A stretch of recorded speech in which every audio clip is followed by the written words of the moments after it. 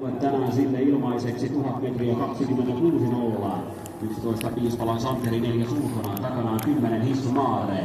Sitä seuraa 14 Eki Koive ja sitten 3 Feeling ja 15 Veetuli, jotka laukkasivat alkumatkassa.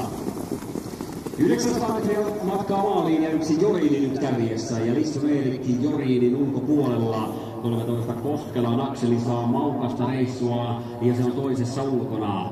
Lähinnä johtavaa sisällä 2 Tokmar, sisällä kolmantena hevosena Ravaan ja Ato ja 12 Antti Nonni kolmannessa ulkona, takana 11 Piispalan Santeri. Sitten 10 Hissu Maare ja 14 Ekin Toive ja tempo kolmannella puolikkaalla 23.5.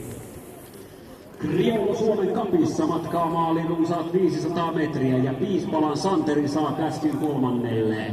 Perään lähtee 10 Hissu Maare, sama 14 Ekin Toive tulee kulmatta ja kaukaa takaa 4 rataa 3 Feeling ja 15 Veetuli, mutta kärkeen on totuttoman paljon matkaa ja nyt laukkaa 11 Piispalan Santeri.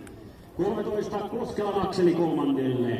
1 Jorini johtaa. Jorini hakee yllätystä, sen rinnalla raakaa reissua tekevä 6 Lissu Eerikki ja 13 Koskelan Akseli.